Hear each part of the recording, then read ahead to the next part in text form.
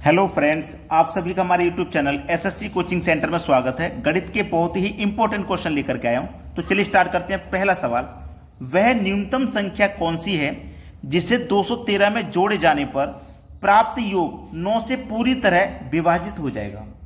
ऐसी कौन सी संख्या मैं लूं, जिसे मैं 9 से पूरी तरह विभाजित कर दूं। ठीक है, यानी कि 213 में कौन सी संख्या मैं ऐसी जोड़ूं जो 9 से पूरी तरह कट जाए।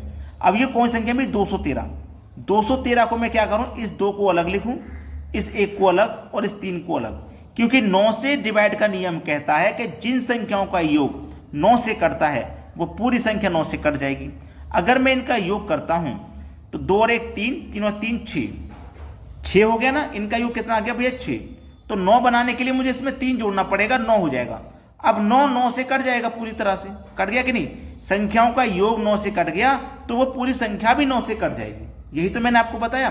तो देखिए 213 में मुझे कितना जोड़ना है, 3 ही तो जोड़ना है। 213 मुझे क्या करना है, 3 जोड़ना है। भाई सभी का योग 6 आया था, मुझे 3 जोड़ना है। ठीक है, तो मैं 213 में 3 जोड़ दूंगा तो ये हो जाएगा 216। अब मैं इसे 9 से कटा के देखता हूं क्या कटेगा कि नहीं।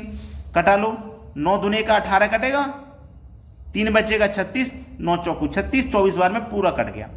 पूरा कब कटा, जब हमने 3 जोड़ा। तो हमें वह न्यूनतम संख्या कौन सी जोड़नी है 213 में जो 9 से पूरी तरह डिवाइड हो जाए। कौन सी संख्या जोड़नी है, 3 जोड़नी है। पहला ऑप्शन हो जाएगा सवाल का सही जवाब। अब देखते हैं अगला प्रश्न।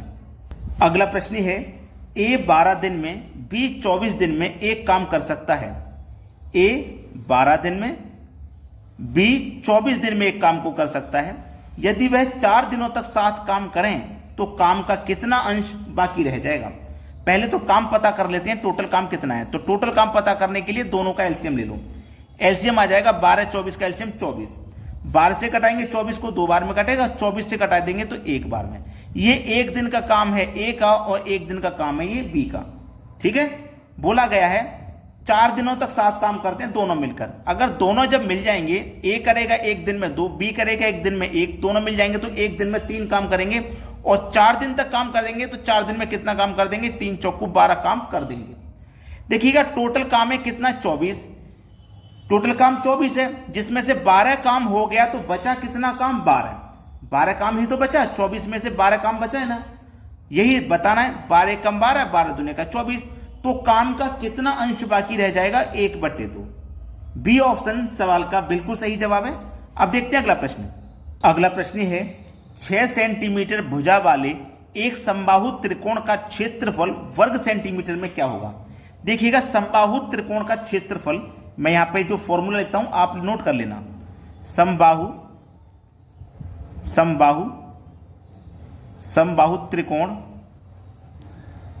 त्रिकोण का क्षेत्रफल बराबर होता है √3/4 इंटू भुजा का स्क्वायर, यानी कि ए का स्क्वायर। ठीक है, ये रहता है।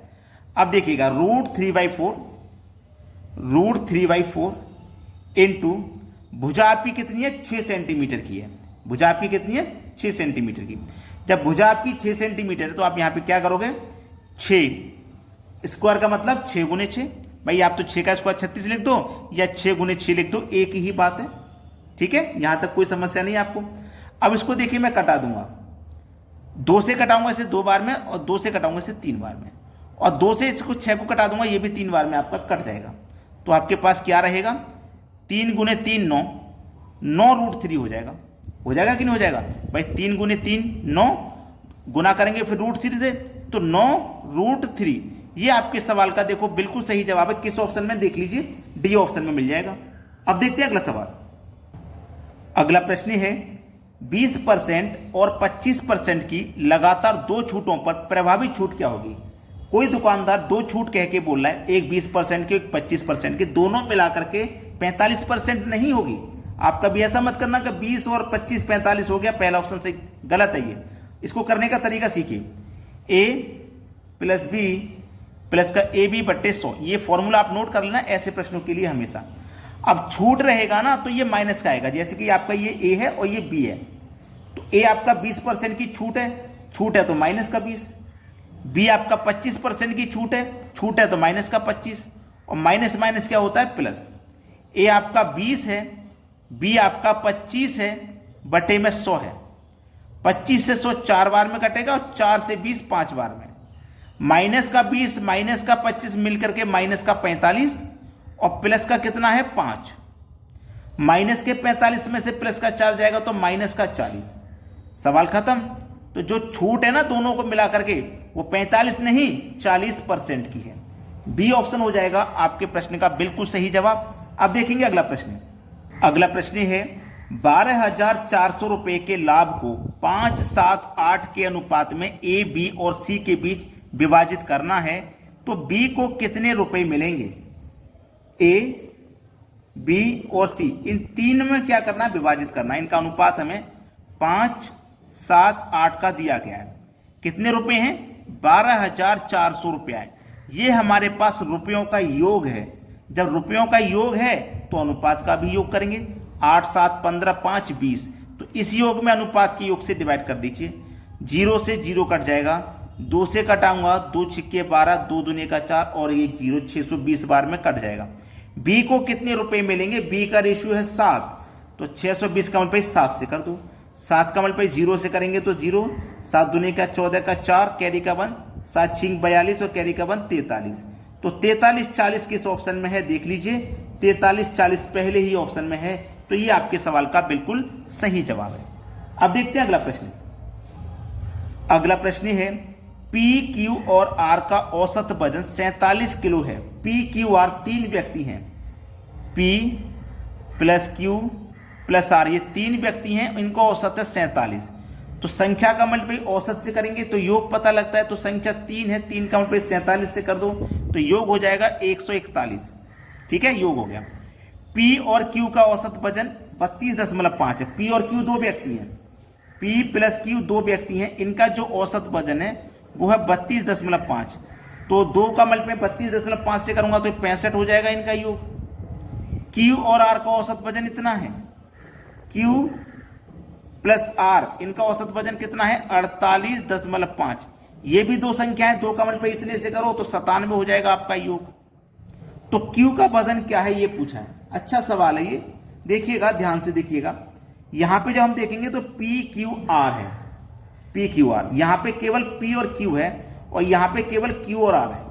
अगर मैं यहां पे ध्यान दूंगा, यहां पे जब मैं ध्यान दूंगा तो मेरे पास पी क्यू 2 बार है और आर है। ध्यान देना, मैं यहां पे इन चारों को जोड़ रहा हूं जिसमें क्यू 2 बार जोड़ा जा रहा है।